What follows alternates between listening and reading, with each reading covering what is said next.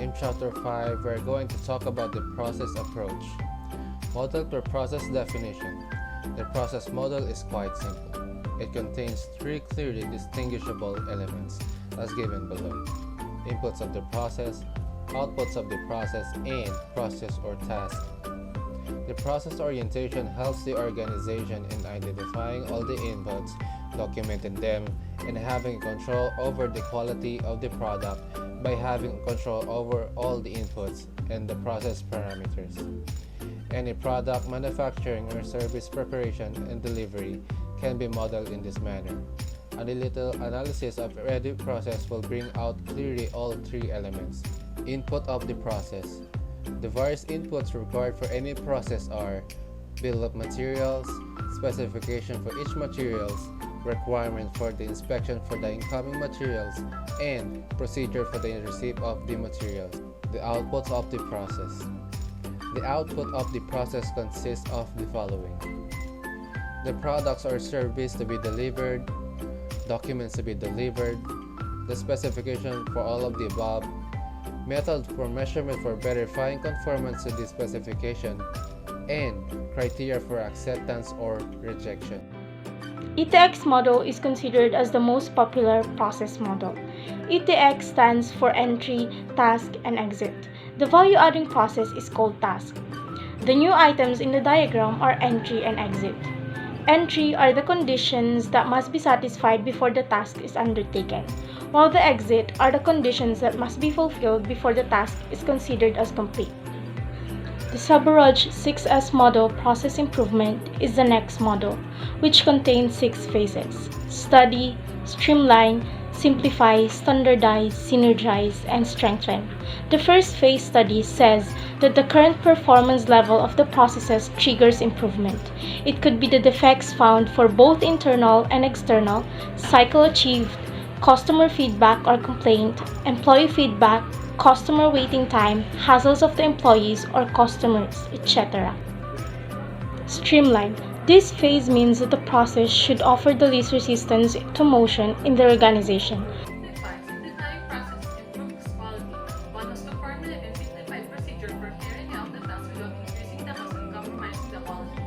For instance, the organization is making price copies of test reports, one for the customer, one for use as a duplicate if the record was not received by the customers for any reasons, and the third as a replica process in the same way by every employee at all times. Therefore, it requires documented procedure. No process is a standalone activity in any organization. A process may interact with at least two other processes, customer and supplier processes. Therefore, it is important that the effect of revision on their process is checked. Strengthen. During this phase, a number of activities were carried out, educating and convincing the process owner, their customer, and supplier. Supply chain management is a task of optimizing all activities throughout the supply chain so that the products and services were to be supplied to the right customer at the right time, right quality, right quantity, and at optimal cost. Supply chain management involves 4 activities, mainly the demand planning, where you optimally schedules the manufacturing orders with production capacity. The second one is manufacturing planning and rescheduling. The third one is supply planning, where you meet customer demand based on the available inventory and transportation resources. Lastly, the transportation planning that relies on the underlying real-time value. Next is supply planning. Supply planning process that meets the customer's demand based on the available inventory and transportation resources. This includes distribution requirement planning, which needs to replenish the inventory at branch warehouses. While the transportation planning, it is a planning process to optimally schedule, load, and deliver shipments to customers while considering constraints such as delivery date, mode of transportation, carrier, and etc. The performance of supply chain management is to efficiently integrate suppliers, manufacturers, warehouse, and retailers so that the products are produced and distributed efficiently at optimal cost. System. The Kanban system was developed by Mr. Taiichi Ono, the Vice President of Toyota, To achieve objectives that includes reducing costs by eliminating waste and scrap, try to create work sites that can respond to changes quickly, facilitate the methods of achieving and assuring quality control, design work sites according to human dignity, mutual trust and support, and allowing workers to reach their maximum potential. Kanban stands for Kan card or Ban signal. The Japanese refers to Kanban as a parts of movement system that depends on cards. To take parts from one workstation to another production line. These cards are used to control work in progress, production, and inventory flow. A Kanban system allows a company to use just-in-time production and ordering system, which allows them to minimize their inventories while still satisfying customers' demand. It consists of a set of these cards, with one being allocated for each part being manufactured. The trouble between preceding and subsequent process.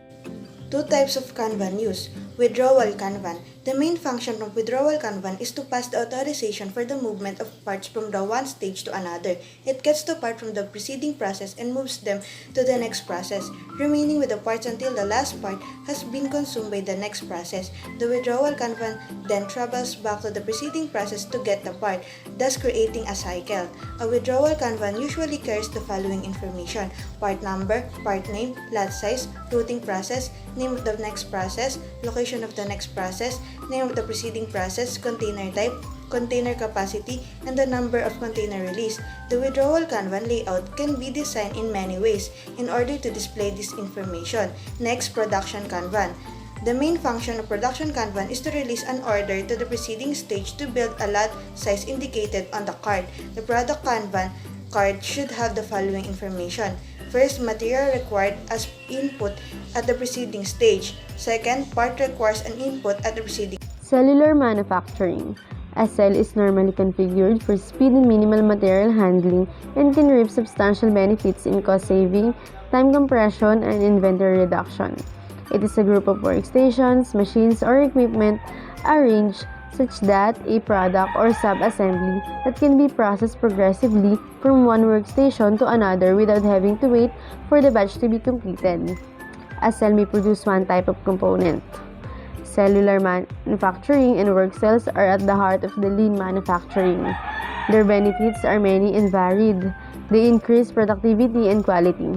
Cells simplify material flow, management, and accounting systems.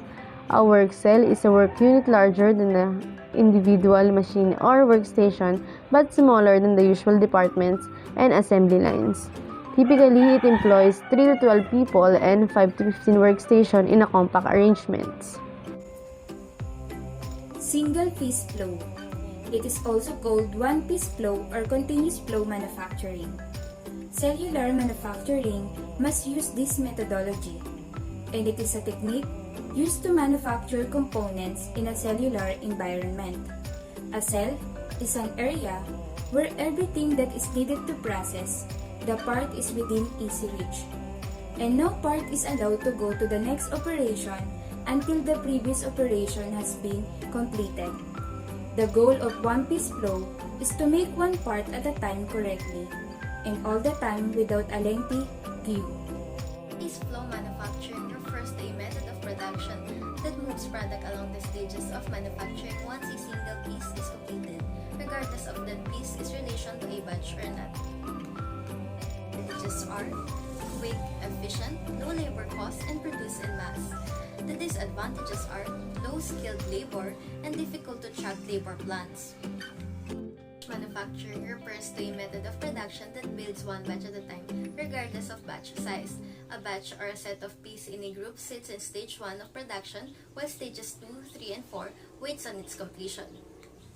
Advantages are attention to details, produce in bulk, scheduling, and forecasting. The disadvantages are timely, costly, and require space for inventory. Both have their pros and cons, but how do you weigh those options and model your business appropriately?